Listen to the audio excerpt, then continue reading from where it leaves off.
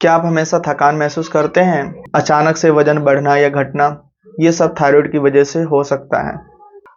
मैं राहुल कुमार आज इस वीडियो में बात करेंगे थायराइड के कारण, लक्षण एवं घरेलू उपचार के साथ साथ मेडिकल ट्रीटमेंट के बारे में। थायराइड क्या है? थायराइड एक छोटे आकार की ग्लैंड है जो तितली की तरह दिखती है। यह हमारे गले के सामने होती है। यह हमारे बॉडी के मेटाबॉलिज्म, एनर्जी और हार्मोन को कंट्रोल करती है। ये मुख्य दो प्रकार के होते हैं। फर्स्ट हाइपोथायरॉयडिज्म, दूसरा हाइपरथायरॉयडिज्म। हाइपोथायरॉयडिज्म इसमें TSH का लेवल बढ़ जाते हैं और T3 T4 का लेवल कम हो जाते हैं। इनके लक्षण: ठंड लगना, वजन बढ़ जाना और थकान महसूस करना, बाल झड़ना। सेकंड हाइपरथायरॉयडिज्म, इसमें TSH का लेवल कम हो जाते हैं और T3 T4 का लेवल बढ़ जाते हैं। इसके लक्षण: वजन घटना, घबराहट या बेचैनी, पसीना आना और हाथ कांपना। आइए हम इनके कारण जानते हैं। फर्स्ट, आयोडीन की कमी। आयोडीन हमारे थायराइड का फ्यूल है। इसके कमी होने से परेशानियां शुरू होती है। दूसरा, ऑटोइम्यून डिसऑर्डर, इसमें हमारे शरीर के इम्यून सिस्टम थायराइड सेल पे अटैक करते हैं। तीसरा, हार्मोन चेंज, ये प्रेगनेंसी और मोनोपोज के दौरान महिलाओं में ज़्यादा होती है। आइए हम जांच के बारे में जानते हैं। First, physical examination. इसमें आप एक शीशा लीजिए और अच्छे रोशनी में जाइए। अपने गले पे ध्यान दें, खास करके एडम एप्पल के नीचे, और पानी का घूंट निगलें। अगर आपको कोई सूजन या गांठ दिखाई देते हैं तो इसे इग्नोर मत कीजिए, तुरंत डॉक्टर से मिलें। दूसरा, ब्लड टेस्ट। ब्लड टेस्ट के अंदर हमें थायराइड प्रोफाइल टेस्ट कराना चाहिए। इसके अंदर आपको T3 T4 और TSH का लेवल पता चलते हैं। आइए हम T3 के बारे में जानते हैं। ये हमारे बॉडी में सिर्फ 20% बनते हैं और ये हमारे बॉडी को एक्टिव रखते हैं। अगर T3 लेवल कम है तो हमें थकान और सुस्ती महसूस होते हैं। अगर T3 लेवल ज़्यादा है तो हमें घबराहट और बेचैनी महसूस होते हैं। अब हम T4 लेवल के बारे में बात करते हैं। ये हमारे बॉडी में 80% बनता है, लेकिन ये खुद उतना एक्टिव नहीं होते हैं। ये T3 में बदल जाते हैं तो ये एक्टिव हो जाते हैं। T3 के लिए बैकअप का काम करती है। अगर T4 कम है तो हमें बेचैनी और सुस्ती महसूस होते हैं।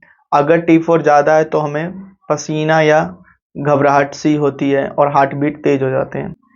Third, TSH, thyroid stimulating hormone, pituitary gland बनाती है इसे। TSH बताता है कि T3 T4 को कितना मात्रा में थायराइड बनाना है। TSH लेवल ज़्यादा है तो इसे हाइपोथायरॉयडिज्म कहते हैं। इसके कारण हाशिमोटो डिजीज हो सकता है। अगर TSH का लेवल कम है तो इसे हाइपरथायरॉयडिज्म कहते हैं। इसमें ग्रेवियस डिजीज हो सकता है। अगर हमें टेस्ट थायराइड प्रोफाइल कराने के बाद भी संतुष्टि ना मिले तो हमें एंटीबॉडी टेस्ट कराना चाहिए। एंटीबॉडी टेस्ट इसीलिए कराते हैं ताकि हम ऑटो इम्यून डिजीज के बारे में जान सकें, जैसे कि हाशिमोटो थायराइडाइटिस या ग्रेवियस डिजीज। इसमें हम जांच करते हैं इम्यून सिस्टम थायराइड सेल को नुकसान पहुंचाने वाला एंटीबॉडी बनाए हैं या नहीं। दूसरा, TG एंटीबॉडी, इसमें हम जांच करते हैं थायराइड हार्मोन के प्रोटीन को निशाना बनाता है। तीसरा, TSI, थायराइड स्टिमुलेटिंग इम्यूनोग्लोबिन, यह एंटीबॉडी थायराइड को ज़्यादा से ज़्यादा मात्रा में बनाने को कहता है। TPO एंटीबॉडी और TG एंटीबॉडी से हाशिमोटो डिजीज के बारे में पता लगा सकते हैं। TSI से हम ग्रेवियस डिजीज के बारे में पता लगा सकते हैं। फोर्थ, अल्ट्रासाउंड थायराइड की गांठ और सूजन को पता लगाने के लिए किया जाता है। आइए हम घरेलू उपाय के बारे में जानते हैं। ये ना सिर्फ पुराने समय से यूज हो रहे हैं बल्कि इनके पीछे साइंटिफिक आधार है। तो चलिए जानते हैं। फर्स्ट, आयोडीन से भरपूर मात्रा में भोजन लेना चाहिए। आयोडीन का मुख्य काम है T3 T4 को बनने में मदद करते हैं। अगर शरीर में आयोडीन की कमी है तो गोइटर जैसी समस्या उत्पन्न हो सकती है, तो हमें मछली, आयोडीन, नमक को अपने डाइट में शामिल करना चाहिए। दूसरा, शहद और अदरक, ये दवाइयों से ज़्यादा असरदार है। अदरक में मौजूद अल्कलॉइड अनफ्लेवोनॉइड है जो सूजन को कम करता है। शहद एंटीऑक्सीडेंट और एंटीबैक्टीरियल है जो इम्यून सिस्टम को बनाने में मदद करती है। यह ना सिर्फ मेटाबॉलिज्म को बूस्ट करती है बल्कि यह थायराइड हार्मोन को बैलेंस करती है। इसे कैसे इस्तेमाल करें? रात में 1 चम्मच शहद अदरक पे डाल करके पेस्ट बनाएं और खाएं और इसका फर्क देखें। तीसरा, अश्वगंधा पाउडर, ये अल्कलॉइड है और स्टेरॉइडल लेक्टेन है, यानी शरीर के तनाव से लड़ने में मदद करती है। और थायराइड ग्लैंड के लिए फायदेमंद है क्योंकि ये T3 और T4 को बैलेंस करती है। कैसे इस्तेमाल करें? रोजाना 1 चम्मच अश्वगंधा का पाउडर गर्म पानी में मिला कर लें। चौथा, नारियल तेल। इसके अंदर मीडियम चेन ट्राइग्लिसराइड है जो सीधा मेटाबॉलिज्म को बढ़ाती है। यह थायराइड को हेल्दी रखने में मदद करती है, खास करके हाइपोथायराइडिज्म में। कैसे इस्तेमाल करें? नारियल का तेल सरसों तेल की जगह खाने बनाने में यूज करना चाहिए। प्राणायाम और ध्यान थायराइड के लिए दवाइयों से ज़्यादा असरदार है। स्ट्रेस थायराइड हार्मोन को डिसबैलेंस कर सकती है। ध्यान और प्राणायाम से हमारे बॉडी के अंदर कोर्टिसोल हार्मोन, जिसे हम स्ट्रेस हार्मोन कहते हैं, उसे कम कर देती है। थायराइड ग्लैंड के वर्किंग में सुधार करती है और स्ट्रेस से रिलीफ दिलाती है। इसे कैसे करें? रोज 10 से 15 मिनट प्राणायाम करें, खास करके अनुलोम विलोम भस्त्रिका प्राणायाम करें। यह थायराइड हार्मोन को बैलेंस करती है। आइए हम ट्रीटमेंट के बारे में जानते हैं। फर्स्ट, इसमें हमें थायराइड रिप्लेसमेंट थेरेपी लेना चाहिए। टैबलेट लेथोरोक्स, इसके कंपोजिशन है लीवोथायरोक्सिन, या टैबलेट अल्थ्रोक्सिन, इसके अंदर कंपोजिशन है थायरोक्सिन।